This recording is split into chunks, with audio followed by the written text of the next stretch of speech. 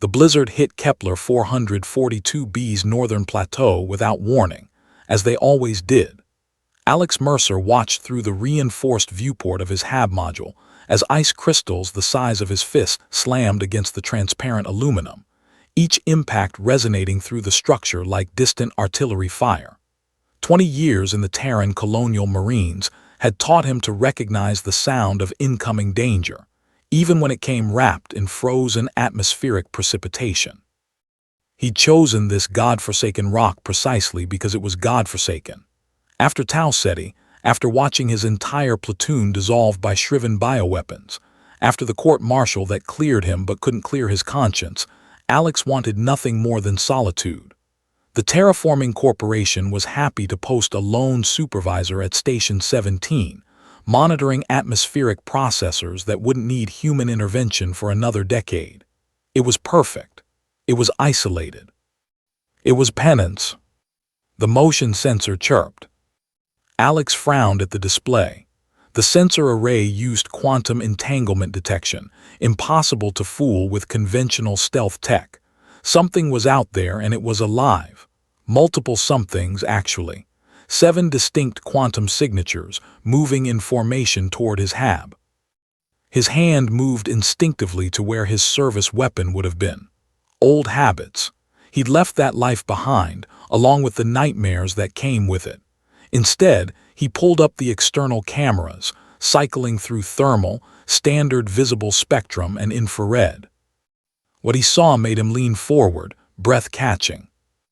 They looked like wolves, if wolves had been engineered by a committee of xenobiologists with a fondness for geometric efficiency. 6-legged, with bioluminescent strips running along their spines that pulsed in rhythmic patterns. Their bodies were covered in crystalline fur that refracted the dim light of Kepler 442b's red dwarf sun into prismatic rainbows. Each stood roughly a meter tall at the shoulder, with triangular heads that featured too many eyes, compound clusters that glittered like faceted gems. The native fauna. Lisa Chen's research had documented them extensively before the terraforming project began. Alex had read her papers during the transit from Earth, mostly to pass the time in cryosleep prep. She'd called them hexalupus, though the Colonial Survey had given them the designation K442b Predator Class Alpha. The papers had included warnings: apex predators, highly intelligent, possibly exhibiting proto-tool use behavior. Avoid contact. But Chen's research had been conducted during Kepler 442b's brief summer. She'd never seen them like this. They were dying. The hexalupus moved with the jerky, desperate motions of hypothermia. Their bioluminescent strips flickered weakly, irregular patterns that his combat-trained brain recognized as distress signals. Frost covered their crystalline fur, and their 6-legged gait had become uncoordinated, several of them dragging limbs behind them. They gathered at his door. Alex pulled up the atmospheric data. Outside temperature, -43°C and dropping. Wind speed, 80 kilometers per hour. This was a Class 4 storm, the kind that could freeze carbon dioxide out of the air. The terraforming processors should have prevented weather this extreme, but something had gone wrong. He'd investigate that later if there was a later. The lead hexalupus, slightly larger than the others, with more pronounced bioluminescent patterns, looked directly at the camera. Its compound eyes seemed to focus, and for a moment, Alex felt the weight of its gaze across the digital interface. Then it did something that made his blood run colder than the storm outside. It lowered its head and pressed it against the door, not ramming, not attacking, a gesture that transcended species. Please. Damn it, Alex muttered. Every protocol screamed at him not to open that door. Unknown xenofauna, potential contamination risk, possible aggressive behavior. The list went on. But Alex had spent 20 years following protocols, and where had that gotten him? Tau Ceti, the screaming, the dissolving faces of his friends. Sometimes protocol were just excuses to avoid doing the right thing. He activated the airlock sequence. The outer door hissed open, and the hexalupus poured inside with desperate haste.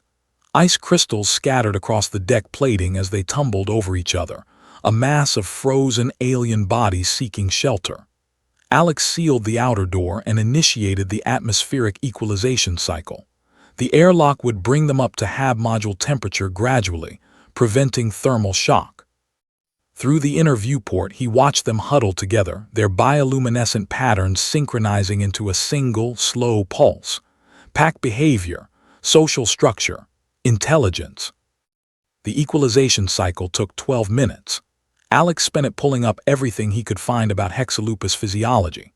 Lisa Chen's research was thorough. She'd been brilliant, one of those scientists who saw patterns where others saw chaos. The hexalupus were endothermic, maintaining body temperature through chemical processes in specialized organs. But they'd evolved during Kepler 442b's warmer geological period, before the planet's eccentric orbit had shifted.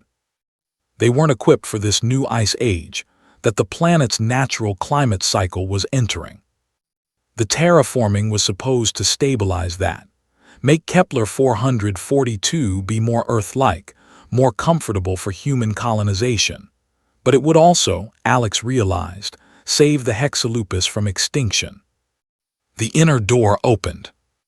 The pack leader entered first, moving with more coordination now that warmth was returning to its limbs.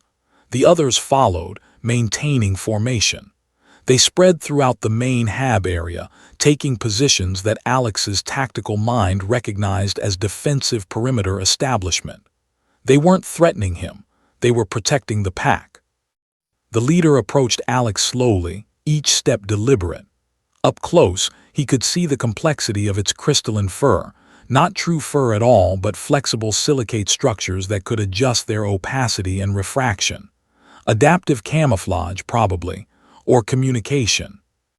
It stopped 3 meters away and sat, its 6 legs folding in a way that reminded Alex disturbingly of a meditation pose. The bioluminescent strips along its spine began pulsing in a new pattern. Fast, slow, fast, fast, slow. Repeating. Alex felt his pulse quicken. That was a pattern, that was information. He pulled up Chen's research notes, searching for her observations on hexalupus communication. There, she documented similar light patterns, theorized they might represent a form of proto-language. She'd never had the resources to decode it, but she'd recorded hundreds of hours of observations. Fast, slow, fast, fast, slow. Alex played back Chen's video files, searching for matches. It took 20 minutes, but he found it. A mother hexalupus teaching her young to hunt. The same pattern, followed by a gesture toward food. Gratitude or maybe trust. The storm raged for 3 days. Alex shared his HAB with 7 alien predators, watching them adapt to human space with remarkable intelligence. They learned quickly that certain areas were off-limits, that the food fabricator was not for them, that the waste recycling system was not a water source. They communicated through bioluminescent patterns, and Alex found himself learning the basics. Danger, rapid red pulses. Contentment, slow blue waves. Question, alternating green and yellow. The pack leader, whom Alex found himself thinking of as Lisa, after the scientist who'd first studied them, stayed close to him. She watched everything he did with those compound eyes, learning. When Alex ran diagnostics on the atmospheric processors and discovered that a quantum cascade failure had knocked 3 of them offline, causing the extreme weather, Lisa seemed to understand his frustration. When he suited up to venture outside and repair the processors, she positioned her pack at the door, as if standing guard. On the 4th day, the storm broke. Alex stood at the viewport, watching the battered landscape emerge from beneath clearing clouds. The atmospheric processors were back online, temperature stabilization resuming. In a week, conditions would return to survivable parameters for the hexalupus.